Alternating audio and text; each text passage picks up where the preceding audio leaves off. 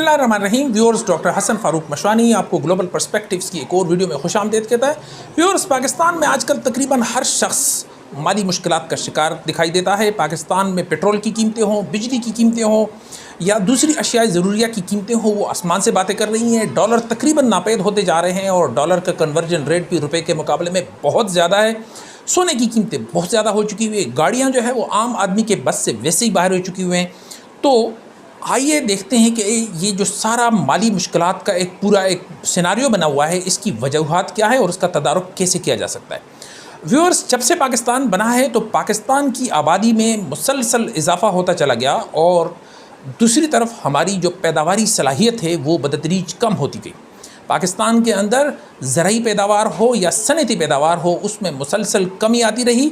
और तीसरे नंबर पे एक हमारे मुल्क के अंदर आज से 10-20 साल पहले एक कॉटेज इंडस्ट्री के नाम से या घरेलू सनत के नाम से एक पूरा एक सिस्टम था जो कि आहिस्ता आहिस्ता वो भी ख़त्म होता चला गया, जिसकी वजह से आज सूरत हाल ये है कि घर में कमाने वाला एक है और खाने वाले 5-7 हैं, जिसकी वजह से हर घर या हर शख्स, हर सफ़ेद पोश आदमी मुश्किलात का शिकार है। तो यहाँ हम ये देखते हैं कि ये जो सारा सिनारियो है ये कैसे बिल्ड होता है। सबसे पहली चीज़ ये है कि पाकिस्तान के बारे में ये कहा जाता है कि यहाँ तकरीबन 70% के करीब जो लोग हैं उनका ज़रिए महाश वो ज़राअत के साथ मुंसलिक है। यानी कोई बीज का कारोबार करता है, कोई खाद का कारोबार करता है, कोई ज़मींदारा करता है, कोई ट्रैक्टर या कोई इस तरह की चीज़ें वो कर रहा होता है। तो जब इन सारी जो पेट्रोल है या एनर्जी की जो प्राइसेस हैं वो बढ़ेंगी तो जाहिर सी बात है ज़राअत के ऊपर उसका बहुत बड़ा असर होता है। और दूसरा ये है कि जो पेस्टिसाइड्स हैं, जो अद्वियात वगैरह हैं, बीज जो बाहर से आते हैं, जब डॉलर की कीमत ऊपर जाती है या जो खाद है उसकी भी कीमतें डॉलर के साथ बहुत ज़्यादा ऊपर चली जाती हैं। तो इस पे जो हमारा ज़मींदार है उसका जो कॉस्ट ऑफ प्रोडक्शन है, यानी जो उसकी पैदावार के ऊपर ख़र्चा है वो बढ़ता जाता है, जबकि दूसरी तरफ लोगों की जो बाइंग कैपेसिटी है माली मुश्किलात की वजह से वो कम होती चली जाती है। तो लिहाजा लोगों ने ज़राअत को एज़ ए ज़रिए महाश आहिस्ता आहिस्ता छोड़ना शुरू कर दिया। इसके साथ साथ हमारे मुल्क के अंदर हाउसिंग स्कीमों ने भी बड़ा अपना रोल प्ले किया कि पाकिस्तान की सरसब्ज़ और लहलहाते खेतों में जो है वो पैसों की खातिर हमने जाके हाउसिंग स्कीम्स बनानी शुरू कर दी, जिसकी वजह से भी ज़राअत में कमी आई। तीसरे नंबर पे ये है कि लोगों ने माल मवेशी पालना छोड़ दिए हैं इन सारी वजूहात की बिना पे, जिसकी वजह से हमारे यहाँ वो भी माली मुश्किलात में इजाफा के बाहिस बने।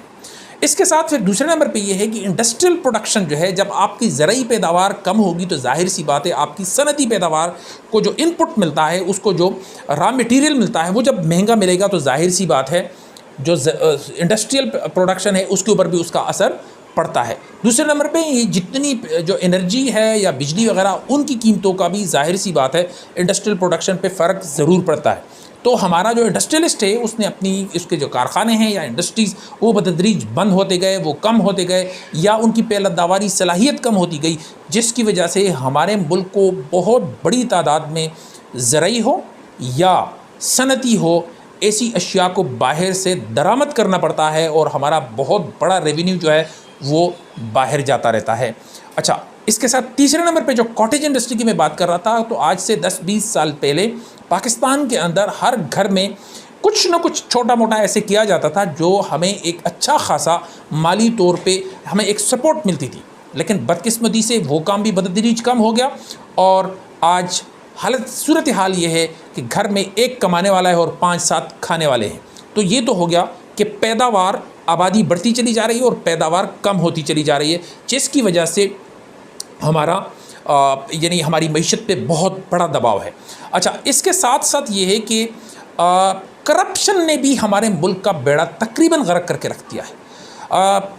हाल ही में मैं किसी जगह पे एक रिपोर्ट देख रहा था कि चाइना के अंदर एक बहुत बड़ा ऑपरेशन शुरू हुआ है और वो करप्शन पे सीधा सीधा सज़ाए मौत देते हैं। किसी किस्म का उनके के यहाँ कोई गुंजाइश नहीं है। बड़े बड़े वज़ीर और मुशीर और बड़े बड़े जो ब्यूरोक्रेट हैं उनको सज़ाए मौत दी जा रही है। और जो चीन का जो चीफ जस्टिस है, उनकी जो सुप्रीम जुडिशल काउंसिल का हेड है, उसने एक सुप्रीम जुडिशल काउंसिल के इजलास से खिताब करते हुए भी ये बात कही है कि करप्शन जो है ये कत्ल से भी बड़ा जुर्म है। क्योंकि कातिल जो होता है वो शायद एक आध आदमी को कत्ल करता हो, लेकिन जो करप्शन है वो पूरे मुआशरे का गला जो है उसको घोंटता है। लिहाजा उसने भी ये कहा कि किसी सूरत जो है वो करप्शन के ऊपर कोई कंप्रोमाइज़ नहीं किया जा सकता। तो अगर हम पाकिस्तान के अंदर करप्शन के ऊपर चीन जैसी मिसालें कायम करना शुरू कर दें तो शायद पाकिस्तान के अंदर करप्शन में कमी वाक़या हो और पाकिस्तान के अंदर जो माली मुश्किलात हैं उसमें भी कमी हो। तीसरा और जो सबसे आखिरी चीज़ ये है कि हमारी जो एकेडेमिया है, हमारा जो निज़ाम तालीम है वो भी निज़ाम तालीम बराए निज़ाम तालीम है। हमारा निज़ाम तालीम जो है वो बराए पैदावार या बराए इकनॉमिक जो प्रोडक्शन है वो नहीं है।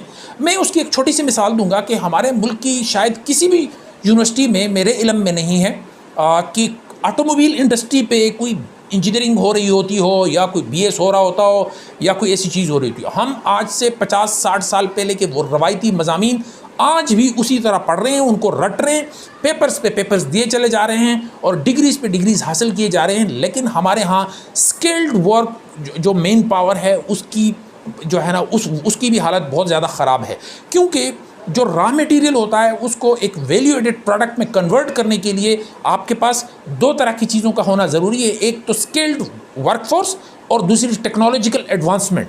तो जब तक ये दो चीज़ें नहीं होती किसी भी मुल्क की जो इकॉनमी है वो आज की 21st सेंचुरी में 25 करोड़ लोगों को खिलाने के लिए हम सिर्फ कर्ज़े ले लेके या बैरूनी इमदाद ले लेके या दुनिया से चीज़ें इंपोर्ट कर करके हम खाने के काबिल नहीं रहेंगे। पाकिस्तान को एक जिसे कहते हैं हंगामी बुनियादों के ऊपर ऐसे इक़दामात करने की ज़रूरत है कि जिसमें हम अपनी पैदावार को बढ़ाएं, अपनी एजुकेशन को इंडस्ट्री और प्रोडक्शन के साथ कनेक्ट करें, उनका आपस में इंटरलिंक करें, स्किल्ड वर्कफोर्स को जो है ना उसमें इम्प्रूवमेंट लाने के ऊपर ज़ोर दें, उसके ऊपर ध्यान दें और बैनुल-अक़वामी और कौमी मार्केट के हिसाब से हम अपने लोगों को हुनरमंदी की तरफ लेके जाएं, ना कि सिर्फ रवायती तालीम जो है उसके ऊपर उनको जो है ना उसको लेने पे उनको लगाए रखें। यकीनी तौर पे और मज़ीद बहुत सारे इक़दामात हो सकते हैं, लेकिन आज की इस मुख्तसर सी वीडियो में मैं ये समझता हूँ कि अगर सिर्फ़ और सिर्फ हर बंदा कुछ न कुछ पैदावार की तरफ जाना शुरू कर दे तो यकीनन हमारे मुल्क की जो माशी मुश्किलात हैं उसमें खातर-खा कमी आ सकती है।